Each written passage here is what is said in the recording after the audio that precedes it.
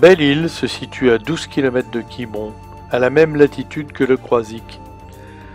La longueur de l'île est de 17 km au maximum et sa superficie de 85,63 km². Le palais, situé sur la côte nord-est, avec ses 3 bassins orientés vers l'est, est établi sur une ancienne ria, bien abritée par la citadelle. La population est de 2576 habitants.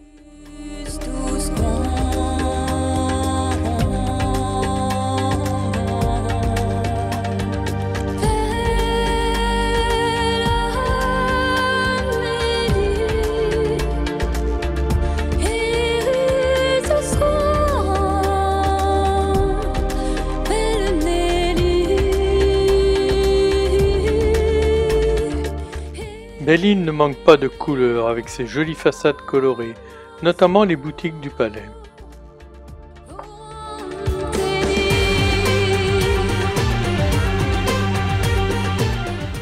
L'église est de style néo-gothique, bâtie en schiste et granit. Le mobilier intérieur est entièrement décoré de mosaïques de style art déco dans les tons bleus et or. C'est l'œuvre des ateliers Mauméjean qui ont aussi réalisé les 17 vitraux.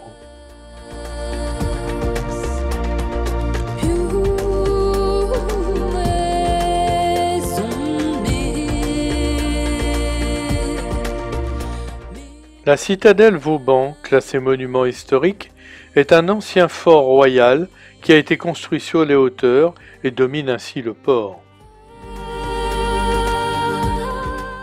Et c'est Vauban qui réédifie une citadelle à la fin du XVIIe siècle.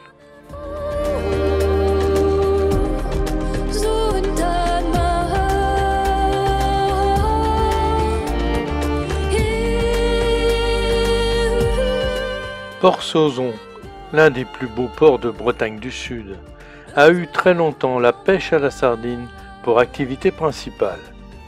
Admirez ses façades colorées, couleur pastel, le long de la longue ria de plus d'1 kilomètre de long.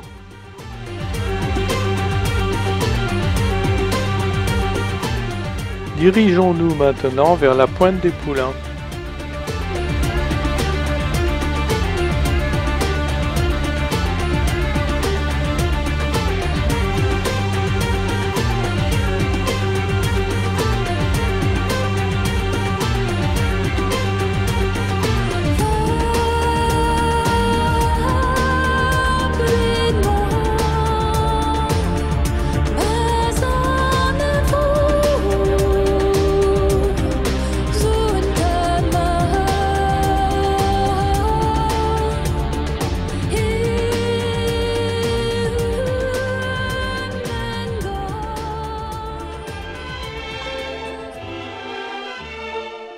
En août 1894, Sarah Bernard découvre Belle-Île et la pointe des Poulains. Elle en tombe immédiatement sous le charme et voit une pancarte « Fort à vendre ». Elle va voir le gardien du phare et achète aussitôt le fort.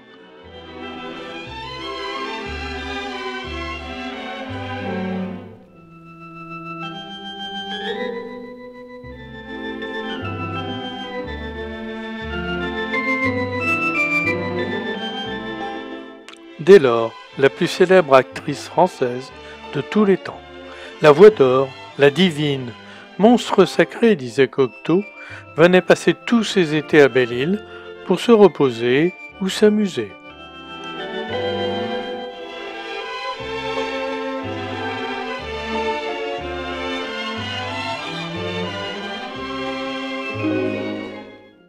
Elle aménagera le fort avec ses goûts parisiens.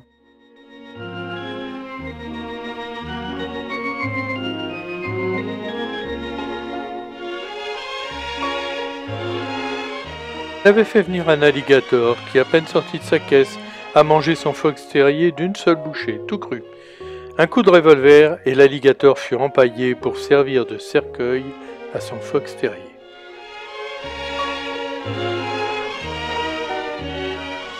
En 1915, Sarah Bernard, atteinte d'une tuberculose osseuse, se fait opérer. En moins d'un quart d'heure, la jambe est coupée au-dessus du genou.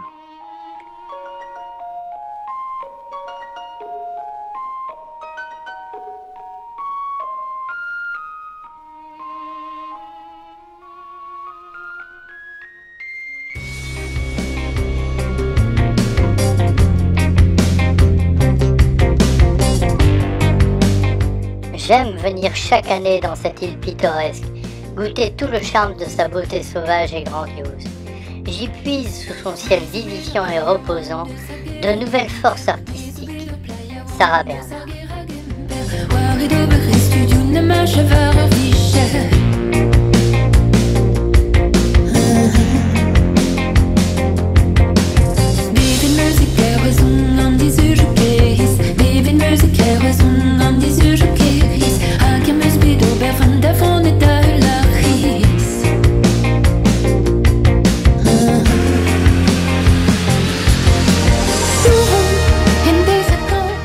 La grotte de la Petite Quérie, vaste grotte marine, située sur la commune de Sauzon, nommée ainsi à cause des nombreux nids d'oiseaux alignés le long des parois et faisant penser aux pots qui ornaient les échoppes des apothicaires.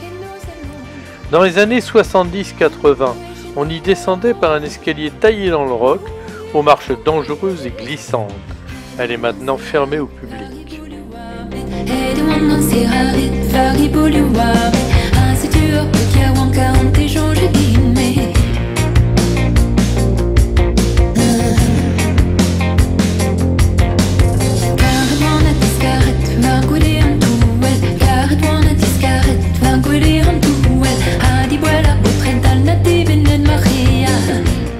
Nous poursuivons maintenant notre tour de l'île et nous arriverons bientôt aux aiguilles de Port-Coton.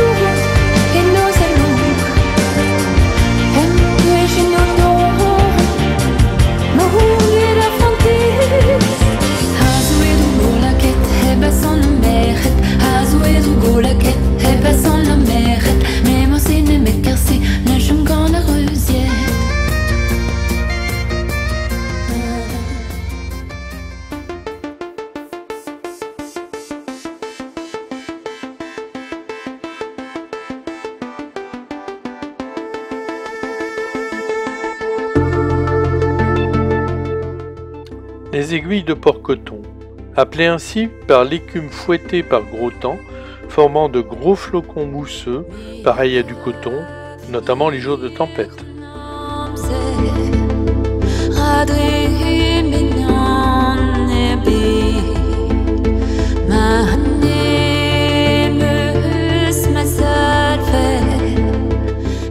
Le peintre Claude Monet, qui habitait très proche des aiguilles, a révélé en quelques toiles la beauté des roches dentelées. Il réalisera 39 toiles de la côte sauvage de Belle-Île.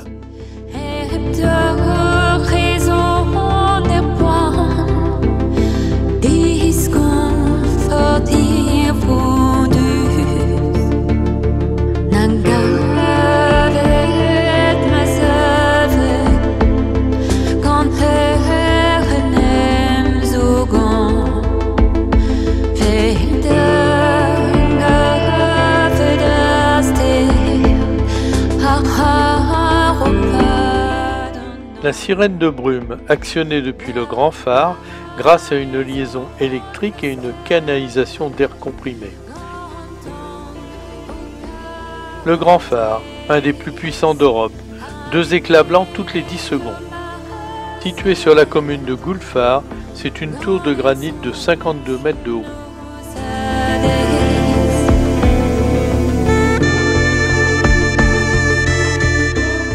Après 247 marches, la vue sur Belle-Île est magnifique.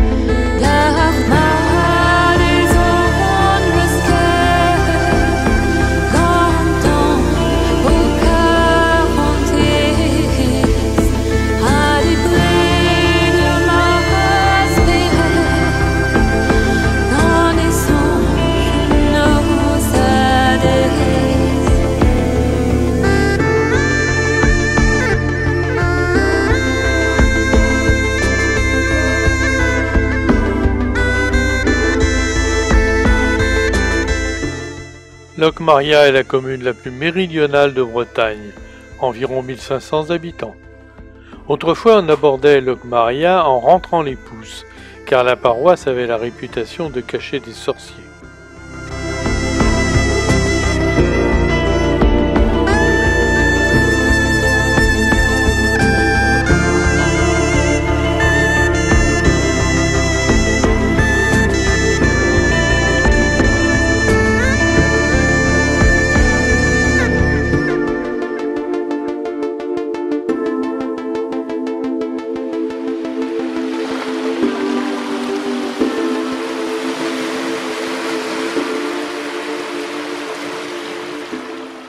Le front fortifié des Grands Sables.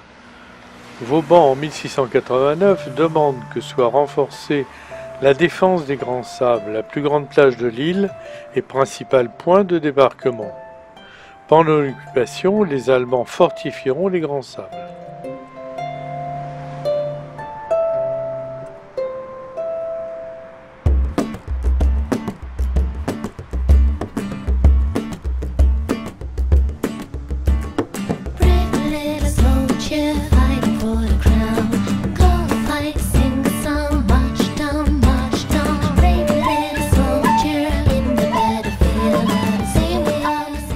Bellefontaine, également appelée Aiguade de Vauban, car elle a été édifiée sous son autorité en 1703.